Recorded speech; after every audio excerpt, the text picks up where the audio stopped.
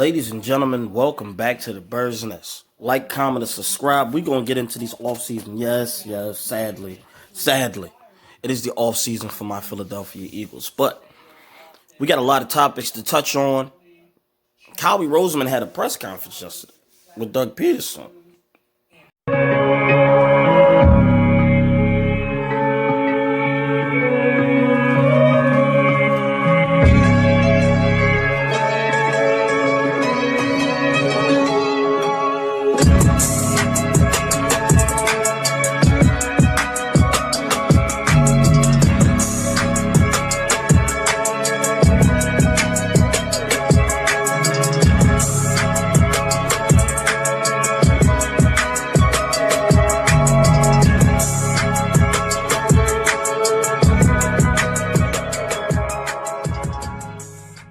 Eagles are now forced to look upon the season in retrospect and see,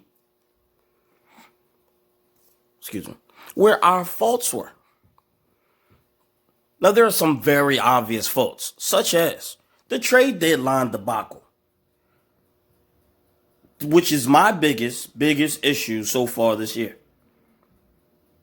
We had plenty of opportunity to make moves for several different need positions at the time, and Howie Roseman chose to stay put.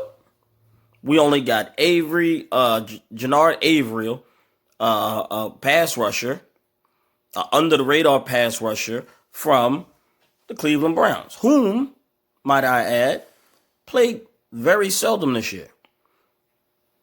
So the only move we made during the trade deadline was a last-second move for someone who we believe has a future with our team, but no one who you were intending to help during this season.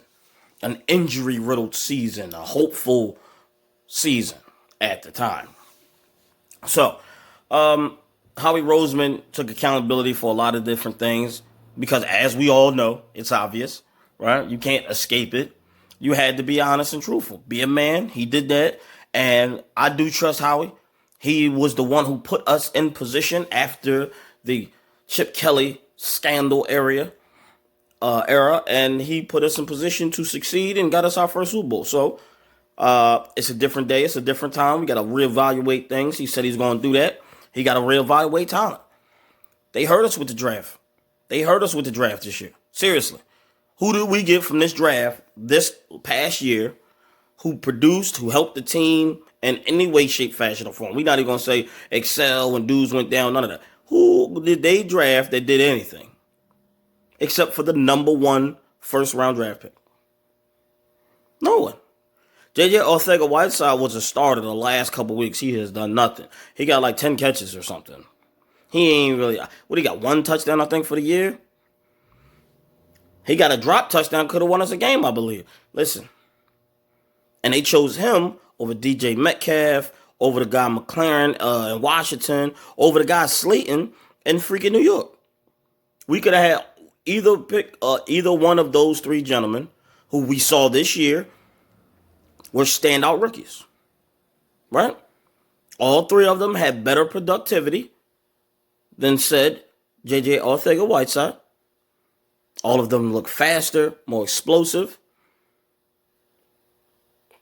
So we got to reevaluate how we do things. This draft is only 3 months upon us. 3 months away from the draft. I cannot wait. The Eagles have projected 10 picks. We can't mess this year up. There is no more safety valve. We see it. There is no more room for error. We just had our most injured riddle season of all time. It's win now. Carson Wentz has proven he is the guy. Carson Wentz has proven he can make it for an entire season, especially as long as nobody do a bounty hit on him. That's neither him. Oh, there, I'll let that one ride. So you need to set him up right now. Going forward, surround him with the best talent available. We need instant gratification with skill positions. Wide receivers especially. The running backs look pretty good. They should definitely be bringing back Boston Scott, right? And you got him for cheap. Maybe sign him to a 2-year deal. I don't know how that's going to work, but Boston Scott definitely, he is our Darren Sproles. Darren Sproles is retiring. You got Boston Scott, young, hungry version of Darren Sproles. Period. Point blank. So you got a baby Darren Sproles. You got Darren Sproles' replacement. You got Miles Sanders, who is the future, who had a great season. First couple games was shaky, looked good, bad, fumbling, doing all types of nut stuff, and he grew. His maturation was beautiful. Good pick. Now, we need to see what's up with this Jordan Howard situation. In my opinion, keep Jordan Howard, re-sign him, maybe to a 2-year prove-it deal with a lot of incentives, right? As long as you stay healthy and you reach a certain thing, we don't expect you to have a 1,000-yard season due to the way that we got our backfield structured. But you got to have a minimum of, I don't know, like 700 yards a year. You feel what I'm saying? Because we know we splitting carries between you and Miles. So we don't expect you to do 1,000. You're not going to be the lead back. Like, you know what I mean? But it's ground and pound season for you. You definitely we're gonna be needing you to finish off games, things of this nature. Like I suggest they keep Jordan. Okay. Alshon Jeffrey and Aguilar gotta go. Period.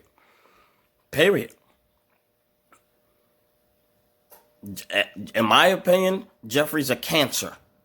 Okay? You saw what happened. These young guys stepped up in the absence of these guys.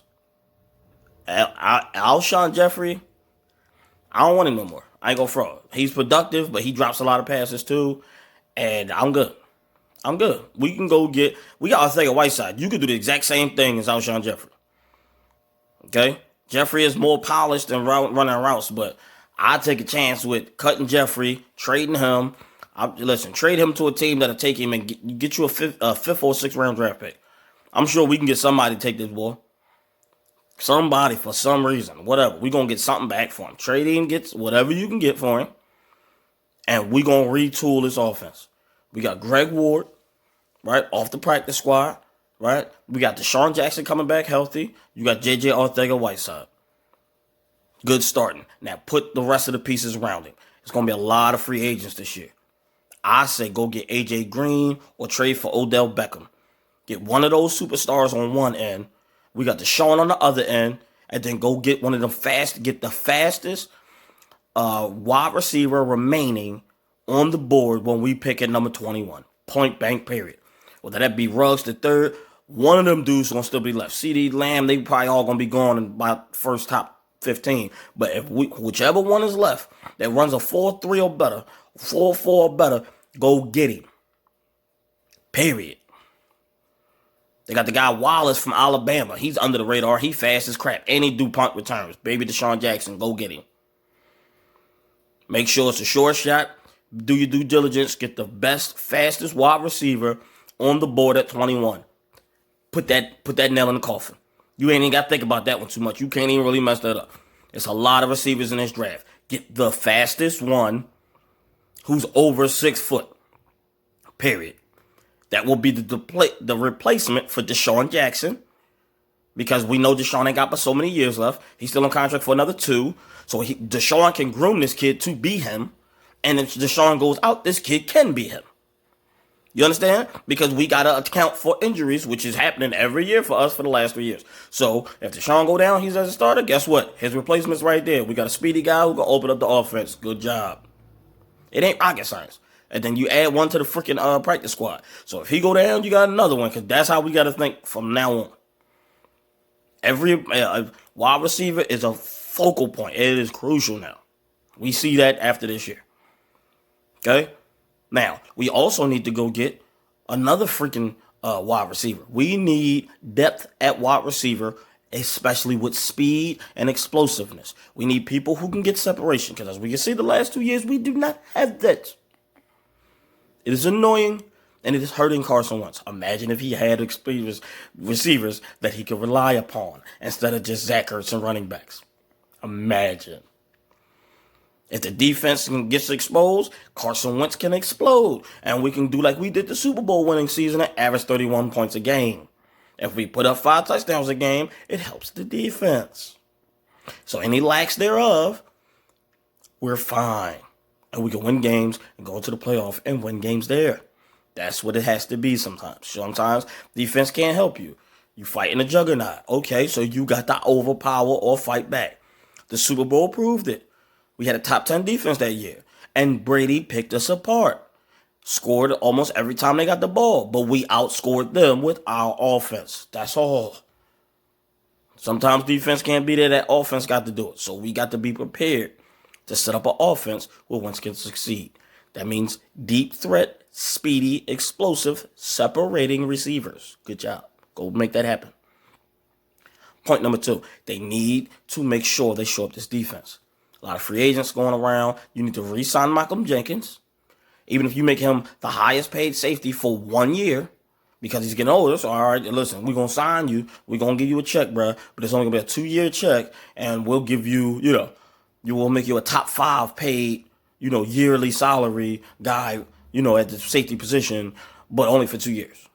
2-year deal for like, I don't know, 40 million or 39 million, something like that. You know what I mean? So you be the highest, whatever it's going to be. And then you good. But you need to keep him around. So we also need to draft us a safety or get a young safety and a free agent guy or off a practice squad, something who we can groom to be the next Malcolm. Someone with his characteristics. Because as we know, Malcolm is a freaking jack of all trades. So go get somebody like that. It's a lot to get into, man. We touch on this again. Once again, I'm proud of the season that we had. I'm proud of my guys. All you haters out there of Carson Wentz, jump off a bridge, kill yourself, enjoy it. Fly, Eagles, fly.